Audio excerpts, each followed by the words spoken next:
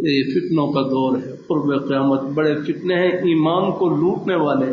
ایک یہ قادیانیوں کا فتنہ بھی ہے، یہ قادیانی یہ جن کی شیزان وغیرہ کی بوتلیں ہیں نہ پیا کریں، یہ حضور کی ختم نبوت کے باغی اور دشمن ہیں۔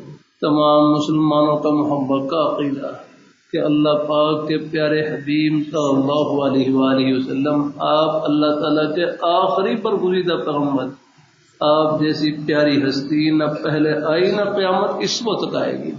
آپ کے بعد جو نبوت کا دعویٰ کرے وہ کذاب اور دجال ہو سکتا ہے، نبی قطع نہیں ہو سکتا۔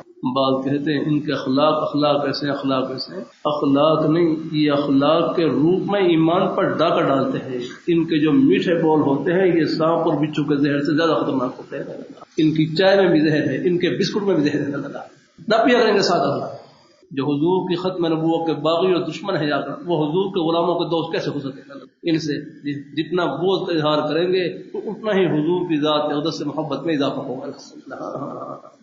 یہ حضور کی ختم نبوت کے باغی اور دشمن آپ اللہ تعالیٰ کے آخری برگزیدہ پیغمبر ان کی شیزان وغیرہ کی بوتلیں ہیں نہ پیا کریں۔ ان کی آمدن کا ایک بہت بڑا حصہ حضور کی ختم نبوت کی بغاوت میں اور ختم نبوت کے خلاف سرگرمیوں میں استعمال ہوتا ہے۔ ایک واقعہ سناتا رہتا ہوں۔ میں سعودی عرب میں ریاض شہر میں تھا، یہ نجد کا علاقہ ہے، یہاں سے یمامہ کا میدان 90 یا 100 کلومیٹر کے فاصلے پر۔ ہم پہلے ایک سفر میں جمعرات کو فجر کی نماز پڑھ کر روانہ ہوئے۔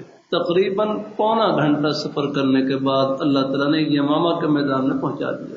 یہ وہی میدان ہے جہاں آج سے 1400 سال پہلے صحابہ کرام نے اللہ پاک کے پیارے حبیب صلی اللہ علیہ وآلہ وسلم آپ کے ناموس، آپ کی عظمت، عقیدہ ختم نبوت کا تحفظ کرتے ہوئے 1200 صحابہ کرام نے جام شہادت نوش کیا، سب یہیں آرام فرما، اور مسیلمہ کذاب کا قلع کما کیا اور جڑ کاٹیا۔ 70 بدری صحابہ اس میدان میں شہید ہوئے، حالانکہ جنگ بدر میں صرف 14 صحابہ۔ اللہ نے مجھے میدان بدر میں بھی ہاری کی سعادت بخشی، وہاں پر ہے قبرستان کے ہے سامنے ہی بورڈ لگا ہوا ہے جس میں 14 بدری صحابہ کے نام لکھے ہوئے ہیں۔ 13 صحابہ یہیں شہید ہوئے، ایک زخمی ہوئے، وہ راستے میں شہید ہوئے، ان کی قبر بھی راستے میں ہے، لیکن ان سب 14 صحابہ کے نام لکھے وہاں پر۔